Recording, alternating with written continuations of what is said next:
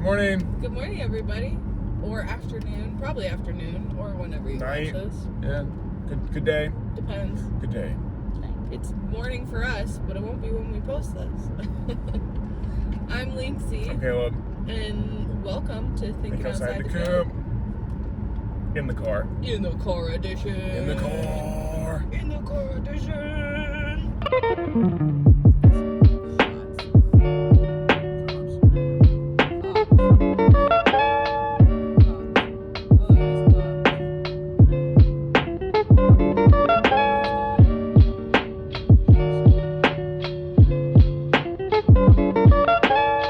We're picking up a little Sportster car today. That's why we're doing our podcast on the road.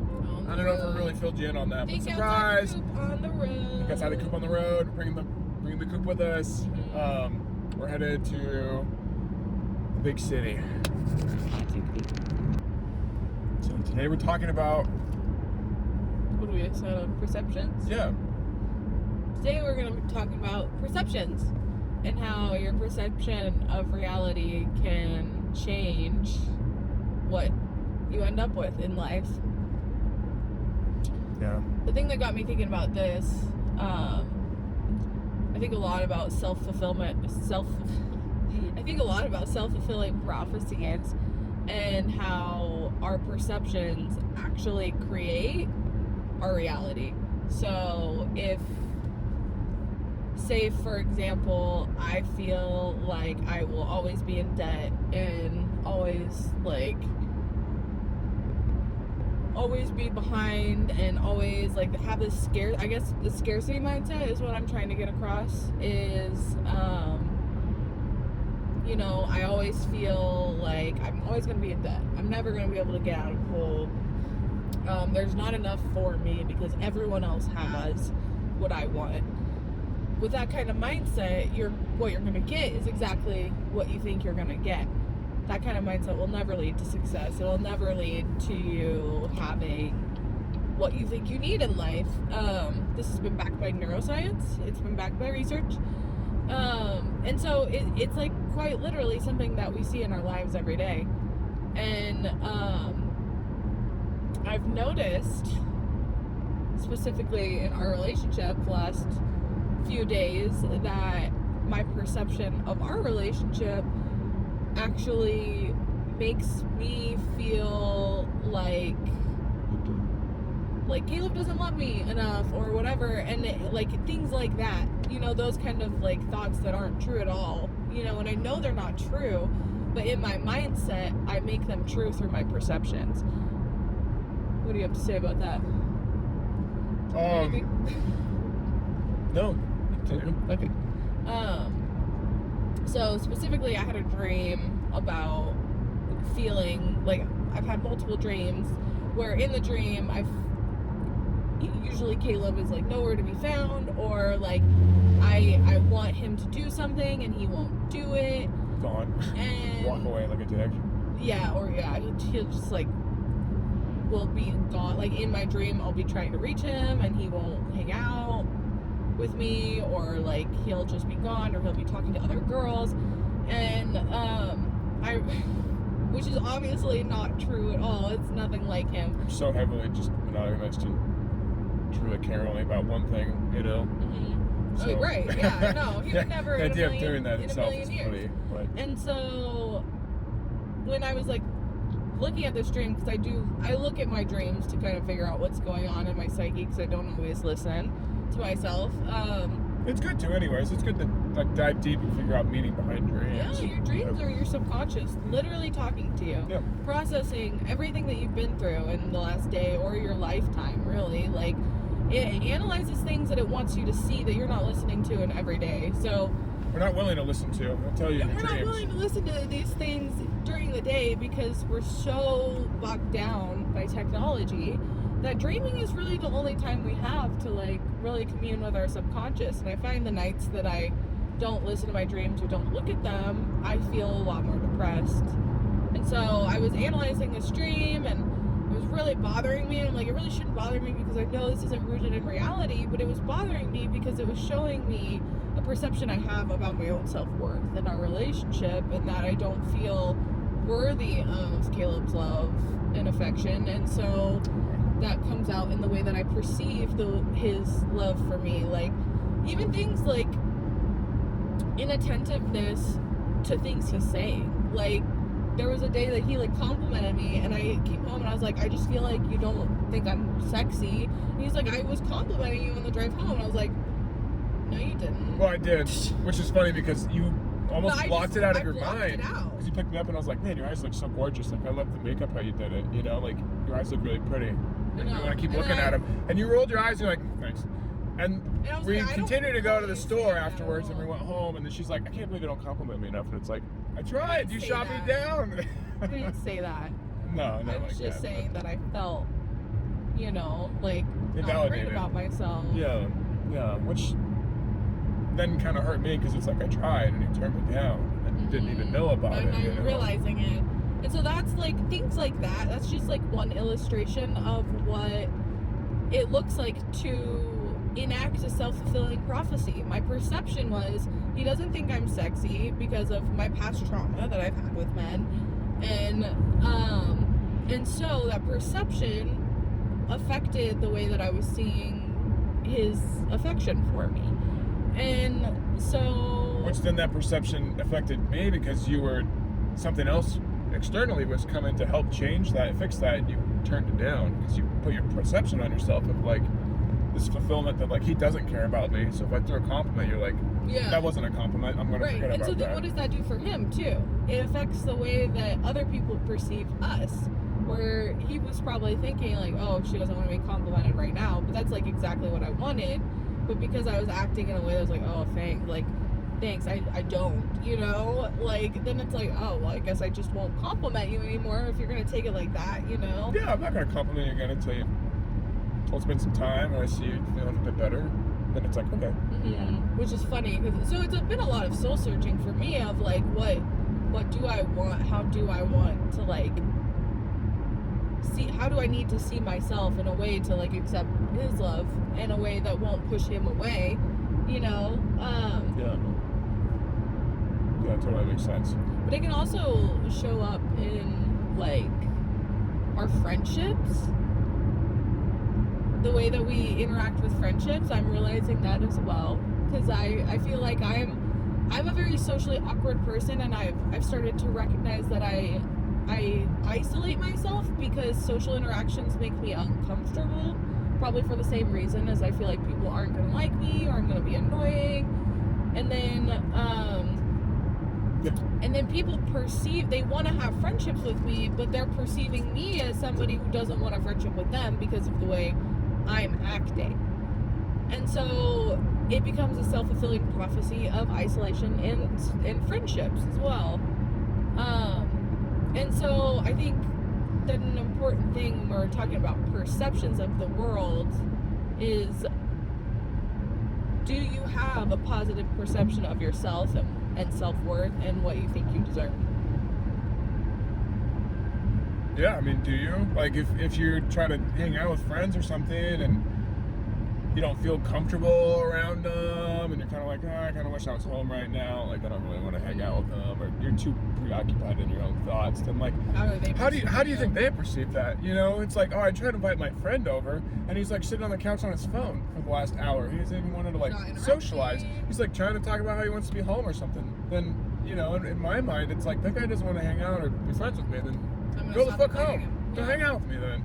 And then, you know, then they're all upset that they're like, my friends don't care about me and they don't want me. And it's like, whose fault is that? Yeah, exactly. And I think too, a lot of it is like the mindset of what do I deserve? You know? What do you deserve? You know? If your whole life you felt like it's been hard to make relationships and whatever, like, maybe check yourself, like, is that because of something that's wrong with you? Could it be that you were just around people who didn't value you as you are, and now that you're an adult or like old enough to choose your friendships, the internet is out there, there's plenty of sources to go find people that there is are something for everybody, and there is everything for anyone with the internet. Absolutely. So checking that perception of maybe those people were good enough for me, and maybe I need to like change my mindset about myself and realize that the right people will accept me for who I am. Yeah. Ooh, but I thought of this other part of that. Are you the kind of person that those kind of people would want to be around?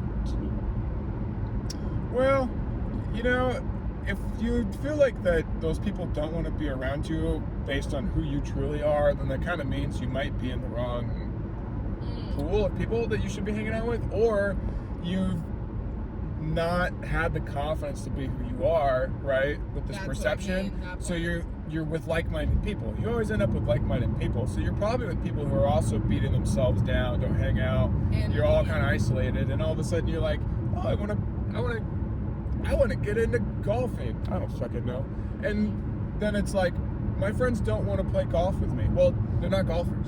So you need to go find someone who plays golf.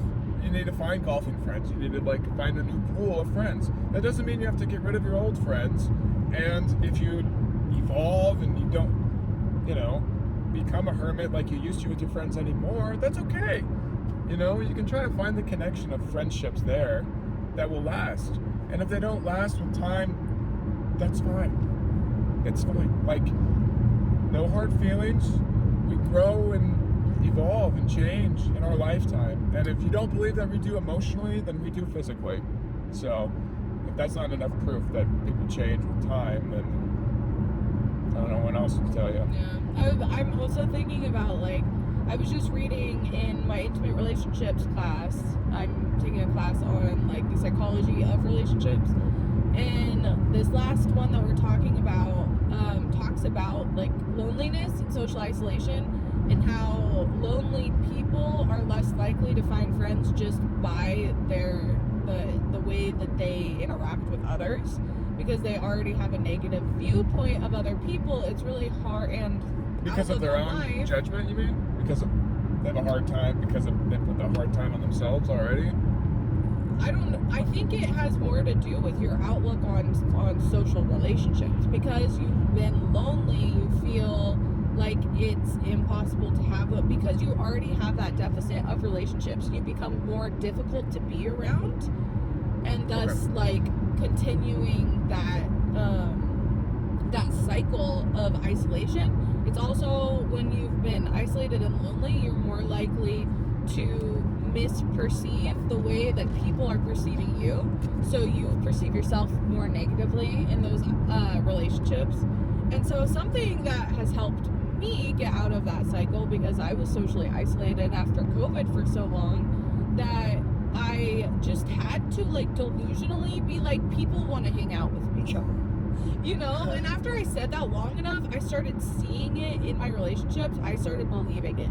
And so it really kind of was this delusion. And if you don't believe that, you're going to have to at least probably find one person that is easy for you to get along with, to be yeah, this person enjoys being around with me. I think I got lucky with Caleb.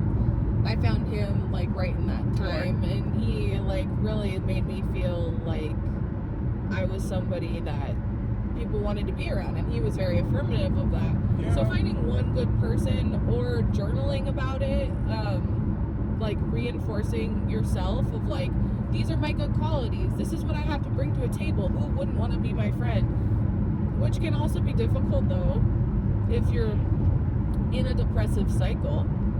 Yeah, well, because you kind of continue in that whirlpool of I don't feel good, I don't feel good about myself, my confidence is shattered kind of thing, no one wants to hang out with me. Then you kind of go back into that depression state, and you're well, no one wants to hang out with me because I'm like this kind of thing. And depression is I don't know how to pull myself out. Yeah, social isolation. It is about, trying to get yourself out of that hole. You have to dig yourself out. And a lot of times people are well, how do you do that? Sometimes you just can't. It does. Sometimes you have to live the lie to get yourself out of it, being things are okay. There is positivity out of it. And if you don't truly believe in it, then lie to yourself that things are okay. I don't think you should lie to yourself, but there's got to be a few good things that you can look at. You're alive. You wake up. You're alive. Morning. if you're watching this show, that means you're living. You still have a chance to turn things around. There's still hope because you're alive and you're kicking. And Alive and kicking. I hear so many like stories of people who have turned their life around from addiction, from divorce, from social isolation, from these things that when you're in the midst of it, it's like, how am I gonna get out of this? And yet you persevere because you're willing. And I think the only way that you stay in a place that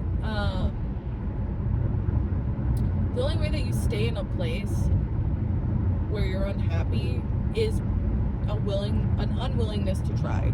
An unwillingness to try to find a better way. An unwillingness to, you have to be willfully going against, I don't want to try hard enough for this life that I want.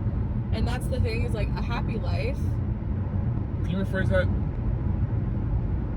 You have to want to not try to have a happy life. You have to be just content and complacent in your unhappiness. Yeah. Your turn. I don't really have much to add about it. We're kind of bouncing off of you. So, I know. Yeah, I think... I want you to stop taking a back seat for once. For once? Oh, come on. Okay. That's something I want to talk about. Not for once. That's something I want to talk about. Is exaggeration sometimes can hurt. I think that's also the thing about the mindset too, is people kind of really exaggerate feelings and emotions and sometimes their ideas and stuff, and they're saying the words never, oh, you never do the dishes or something, or you never come over to hang out, or you never text me or whatever. It doesn't have to be relation, it could be friendships, it could be family or whatever. Exaggeration like that sometimes can really put someone in that kind of depressive or rut, where they're just oh man, they really don't think that I care, I really don't do the dishes, or, they really don't think I text back or want to hang out or anything. And that's not the case, because clearly you have, if never means never, that's never once, zero. If you've made friends with them, then you've clearly hung out before, right? So never isn't true. So why would they say never, Mm-hmm. It's an exaggeration on their part, feeling like it's not enough. And I don't think a lot of people have the confidence to say, hey, we don't hang out enough, we should hang out more. Or, hey, we don't text enough, let's try to text more. Instead of saying, oh, you never text me, it's kind of adding a blame, and that other person has to take that, Mm-hmm. And they either have to dish it back, or they gotta just accept it. And then it's that hurt, And I think that is what really helps trying to pull yourself out of a mindset like that too, is knowing that exaggeration happens, and people do exaggerate their feelings and their thoughts and stuff like that, and that doesn't mean that it's accurate. It doesn't mean that you never try to text somebody or hang out with them and stuff. I'm sure you definitely put in the effort, and if your effort isn't enough for them, then you just got to take it with stride, being hey, maybe the amount of texting that they want from me isn't enough, kind of thing. And that's when you take the big step and you're I text you, it's not never, but how much more should we have? Let's find an even ground that would be good for this relationship, or good for this friendship, or good for for family and stuff like that. So that's my thoughts about that. Mm-hmm. So, yeah, and it also mixes with emotions. If people think that you're you're feeling pretty sad about that, why? And it's no, maybe that's not the actual feeling, or, you never really know how people feel. You kind of perceive it to what you feel normally, what you would categorize that to be. And people might feel differently. People might have different emotions for things, and it might even come off looking like it's a different emotion. They might look like they're sad, but they're actually having a wonderful time, People have RBF all the time, and actually they're having a great time, and they look like they're pissed. So, yeah, it's perception itself on other matters. people is, you have to be careful with the perception that you put on other people too, because it might not be accurate. It's just how you are perceiving them versus what they are perceiving on themselves, and it can be two totally different things. So, I think it's important to know before you're to perceive someone else to kind of gauge what their own perception is, you know? Yeah, and that just goes back to communication, just making sure that, you know, you both are perceiving things the same way.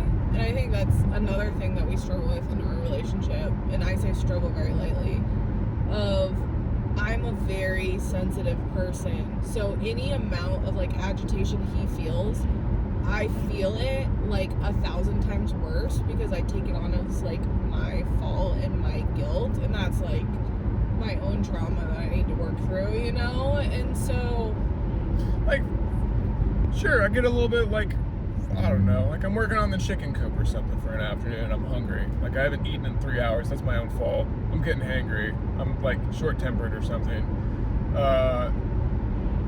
But I feel good, you know, I'm hungry, but like I'm focused working on something, and your perception of me is I'm angry, you know? yeah, but I use like mad very lightly. It's like, oh, you're mad. Well, mad in my family was like, I'm a little hangry and I'm being a little agitated at you and like kind of snapping at you. But you know that it's like, it's just them being angry. Like you just know that, but you use the word mad because that was pretty much the extent of anger that I ever saw growing up. But you saw like mad as I did not. Throwing stuff. I've seen broken dishes, I've seen broken windows, I've seen screaming matches, I've seen car door slams, I've seen and if I broken saw that, things. I would probably just like you probably would probably cry and melt into the floor. I probably would.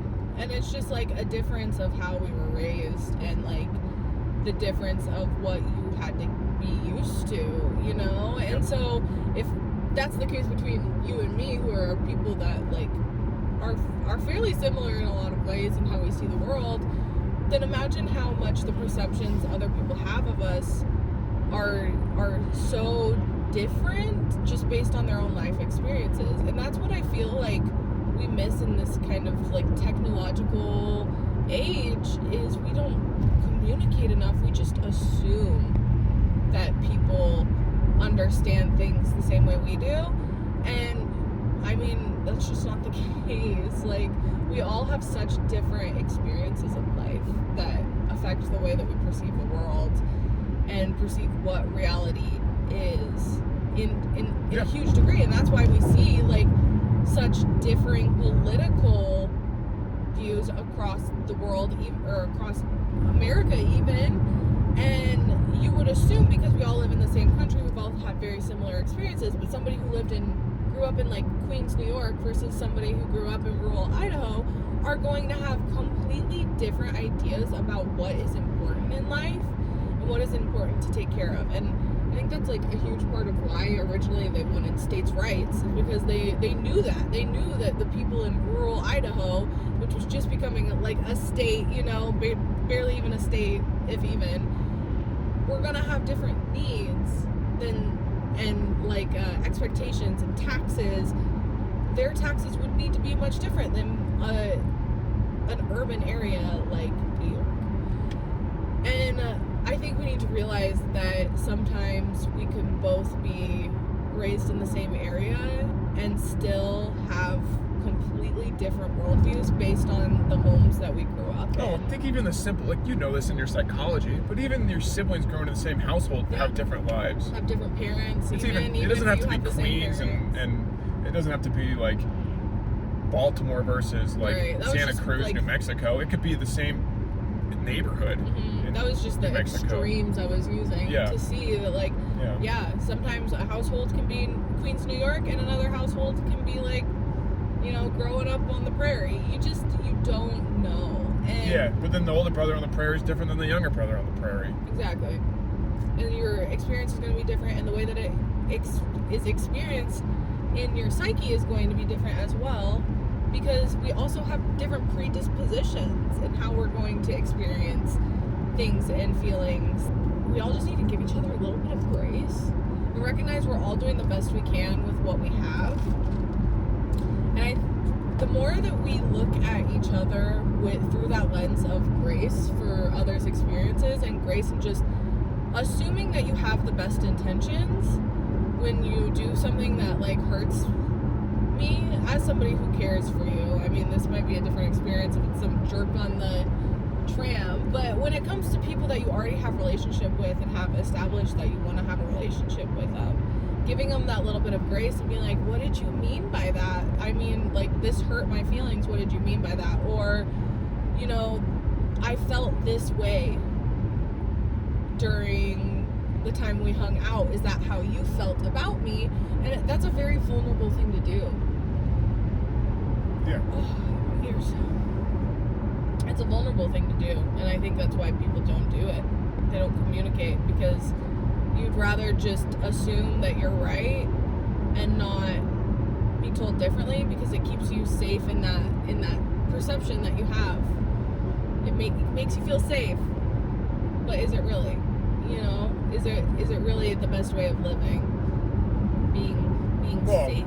Yeah, I mean, is it really all that good to just like not reach out and keep to your own forever? You know, is it really like that good for your body, for your social interaction, for your soul?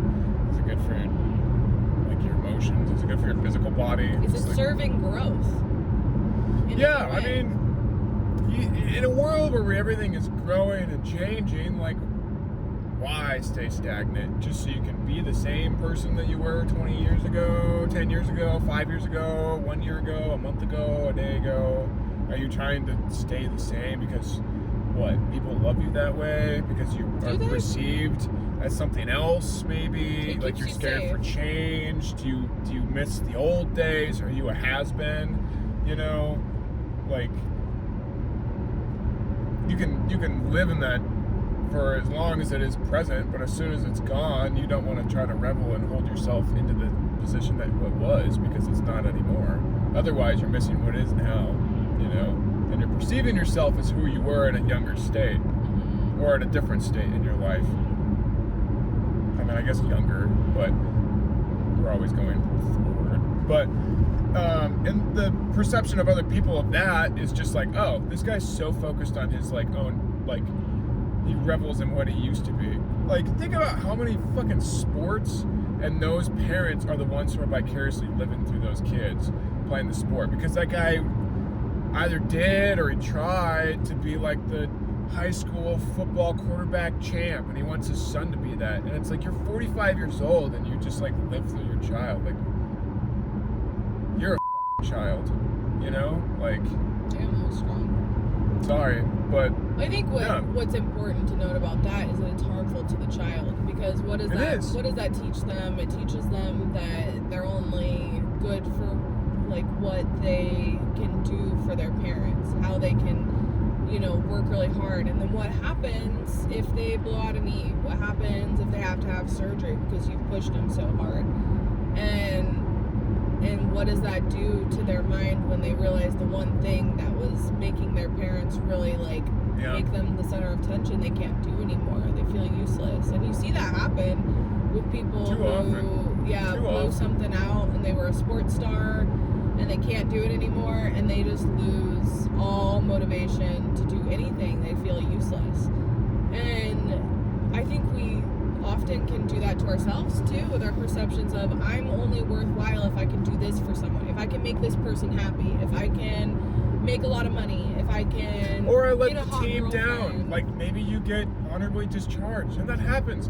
Accidents happen. It can happen to anybody, and it happened to you.